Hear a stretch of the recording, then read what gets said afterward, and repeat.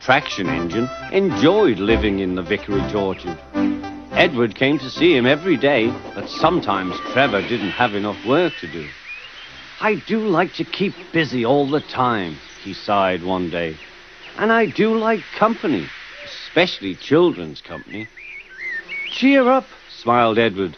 "The Fat Controller has work for you at his new harbour.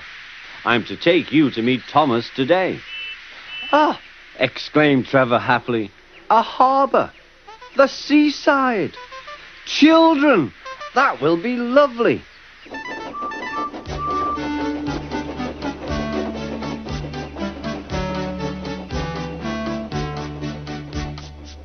Thomas was on his way to the harbour with a trainload of metal pilings. They were needed to make the harbour wall firm and safe. "Hello, Thomas," said Edward. "This is Trevor, a friend of mine. He's a traction engine." Thomas eyed the newcomer doubtfully. "A what engine?" he asked. "A traction engine," explained Trevor. "I run on roads instead of rails. Can you take me to the harbour, please? The Fat Controller has a job for me." "Yes, of course," replied Thomas, but he was still puzzled. Workmen coupled Trevor's truck to Thomas's train, and soon they were ready to start their journey.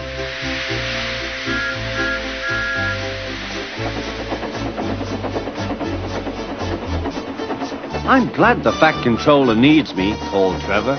"I don't have enough to do sometimes, you know, although I can work anywhere, in orchards, on farms, in scrapyards, even at harbours." "But you don't run on rails," puffed Thomas. "I'm a traction engine. I don't need rails to be useful," replied Trevor. "You wait and see." When they reached the harbour, they found everything in confusion. Trucks had been derailed, blocking the line, and stone slabs lay everywhere. "We must get these pilings past," said Thomas's driver. "They are essential. Trevor, we need you to drag them round this mess." "Just the sort of job I like," replied Trevor. "Now you'll see, Thomas. I'll soon show you what traction engines can do." Trevor was as good as his word. He dragged the pilings clear with chains and towed them into position. "Who needs rails?" he muttered cheerfully to himself.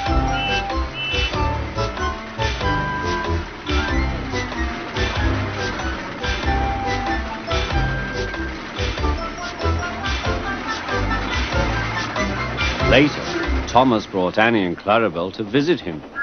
Thomas was most impressed.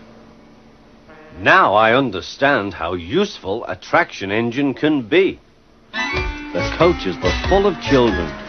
Trevor gave them rides along the harbour. He liked this best of all.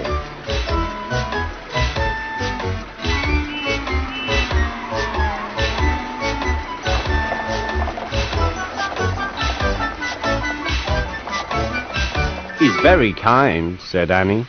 "He reminds me of Thomas," added Clarabelle. Everyone was sorry when it was time for Trevor to go. Thomas pulled him to the junction. A small tear came into Trevor's eye. Thomas pretended not to see. He whistled gaily to make Trevor happy. "I'll come and see you if I can," he promised. "The vicar will look after you, and there's plenty of work for you now at the orchard. But we may need you again at the harbour someday." "That would be wonderful," said Trevor. That evening, Trevor stood remembering his new friend Thomas, the harbour, and most of all, the children. Then he went happily to sleep in the shed at the bottom of the orchard.